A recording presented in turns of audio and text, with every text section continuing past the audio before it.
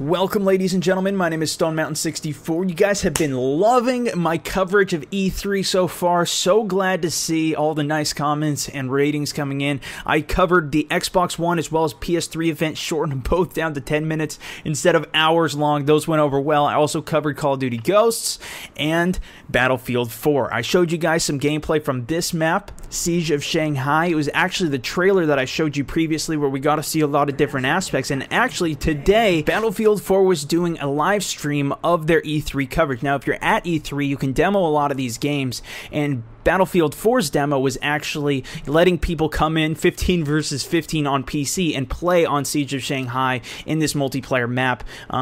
What we did see was this, the building falling down, and if you actually take a look at the gameplay here, once it is down, they add a lot of debris like this all over the map, as well as that whole area is then flattened, and it just changes the whole aspect of the map. So that's part of the destructible environment and the changing kind of environment that we have on these huge maps that Battlefield 3 has. In this gameplay in particular, I show you guys some gameplay from the Viper, from the tank, from the infantry. I actually just cut it up into actually parts where action was happening. A lot of it was just people walking around, and the graphics are not up to 100% par because this just was live streamed over Twitch. This was the best quality that I could get it though, and the best quality that you could really watch it at. Some of the new information that we got though was, one, if you probably have noticed, there is now a spectating mode.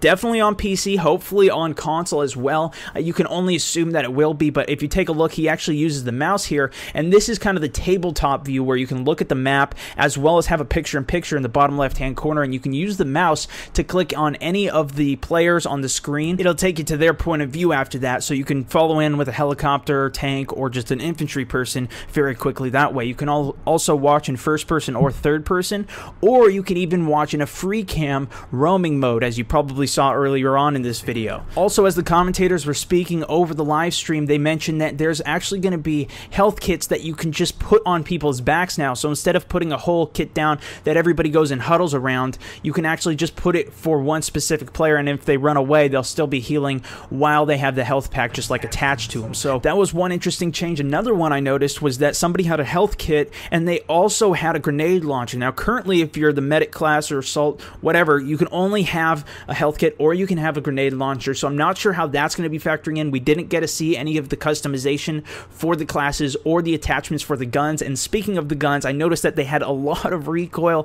3 out of the 4 had tons of recoil, especially the submachine gun one that I did see.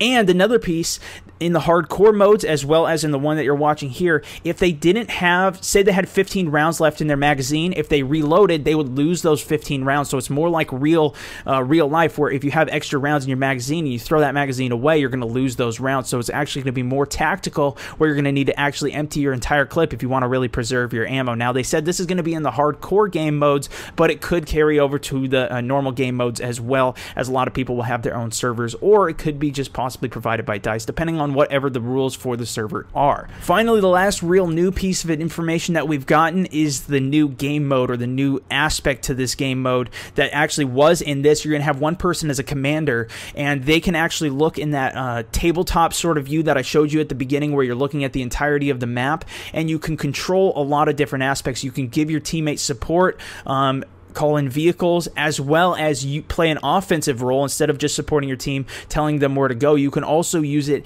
and like have airstrikes come down, as well as missiles coming off the boat, Tomahawk missiles, or I'm not sure 100% what they called it, but regardless, you're going to have an offensive ability to take out tanks and help your team from being the commander for the fleet. Now, you can also even do this from playing on a tablet or another external third-party device, which I found really interesting. I'm not sure how they're going to incorporate that in, but they said that's part of this whole next-gen console. They're going to have a lot more capabilities that they can work with. They also mentioned that each map's going to have its own commander abilities, and depending on what objectives you have, you're going to get different commander abilities for that objective that you hold as well. So that's going to be one huge thing right there. So I'm really excited for Battlefield 4. I think, you know, obviously their graphics are going to be stepped up. A lot of the destructible environment, you're seeing some glitches on the movements when they're actually in the view. I noticed when you were in the tank also, if you got hit, it was like your screen almost went black. I wasn't sure if that was a glitch. This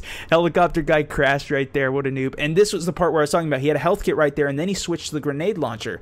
So, and this is actually really poor play right here. And it is a little bit different from PC.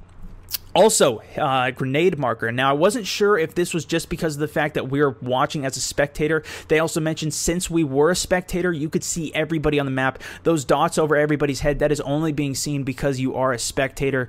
And depending on which side you are actually watching, it'll be blue or red. So they still have more stuff, like I said, to work out with the kinks. But looks like an awesome game so far. Definitely similar to Battlefield 3, but I'm still loving Battlefield 3. I just hope that they have more with the destructible environment, which is what we are expecting. Larger maps. Hopefully with the next gen they're going to be able to incorporate the PC style, that because currently PC has a much kind of an advantage when you're playing on Battlefield 3. They have, you know, the better graphics, larger maps, larger amount of players in each map. Hopefully they will be evening out the fields for console players like myself. Like I said, though, this is just pre-alpha gameplay, pre-alpha information that we're really seeing right here, so things could change, and as we get closer to the beta and the official release, we're going to be getting some more information. I'll try and keep you guys as up-to-date as possible, so don't forget to subscribe if you are new, and like the video if you did enjoy my coverage and content of this. There's only about 20,000 people watching the stream, so I figured this would help the millions of others who didn't get a chance to see it or were not at E3. If you want to see some funny Battlefield 4 footage or Call of Duty, I have links in the description below to that, as well as my actual coverage of the Xbox One and PS4. You can check those out, and I'll see you guys next time. This is StoneMountain64 signing out.